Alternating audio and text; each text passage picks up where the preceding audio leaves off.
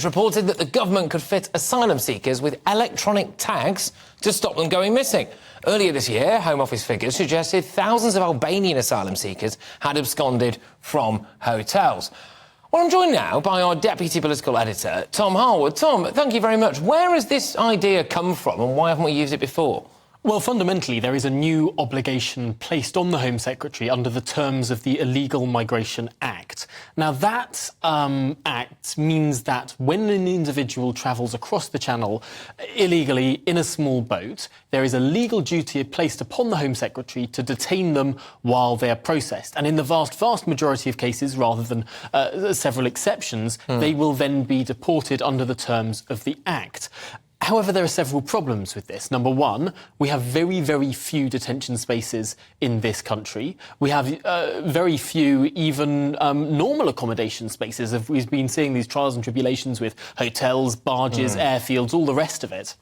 But specifically detention centres, there are 3 that are supposed to be reopening. Those reopenings have been delayed now for months on end, not likely to be open until next summer. But also the numbers coming in are still very high. Yes, lower than last year.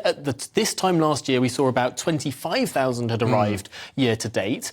This year to date, it's been 19,000, so 6,000 lower than last year, but still a big number, and more than we have provision to deal with. So now we're getting these ideas spinning out of the Home Office, not officially, of course, these are leaks and reports, although not denied by the Home Office, that they're looking at other ways to sort of keep track of these asylum seekers in lieu of detention. Yeah, I've got a feeling now that this is just going to enrage the Human Rights Brigade again, saying you can't possibly put an ankle tag on somebody who's just come across the country.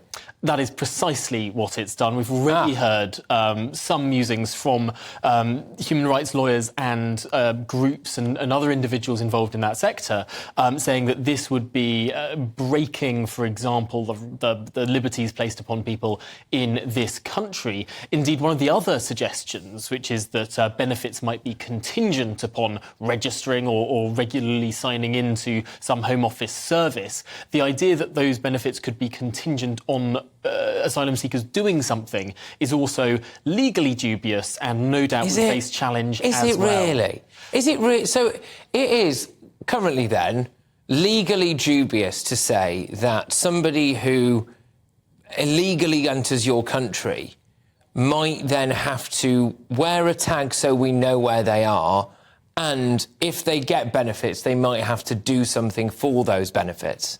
Yes, there are legal obligations placed on the government to stop people being destitute in the country. And so if there is the government, therefore, saying that you have to turn up somewhere or register somewhere or do something to get this money, just turn up and say hello. Right. But if they choose not to do that, then the government is technically making them destitute. There are lots of different legal arguments. No doubt the government itself will have a case. And again, I stress these are not confirmed plans, but the government has said it would take nothing off the table. But you can see how under the terms of the Human Rights Act, how under many different threats of judicial review and what lawyers may bring forward against the government would, of course, have its own arguments. But it's easy to see how, just as there have been these legal arguments with accommodation, just as have been these legal arguments with people on planes, with Rwanda, with everything that the government tries to do in this area, it gets mired very often in the courts. Yeah, no, fascinating. It will be really interesting to see how this one plays out because, you know, the electronic tags, I want to know a little bit more about them, which is why I'm going to talk with my next guest about the kind of procedure, about how they work and everything. But go on. The other thing about the electronic tags, and this is probably a fundamental problem with the entire situation, is that already this year, 19,000 people have arrived by small boats. We haven't got enough electronic tags, is that what you're going to tell me? In total, this country has 25,000 electronic tags. In total. Okay. So if we expect a similar number of arrivals as last year, that's 45,000, we'd need twice as many tags as there are in existence already, but in reality, 3 times as many, because the tags that are in existence already are mostly on criminals. OK. But apart from that, it's a great idea.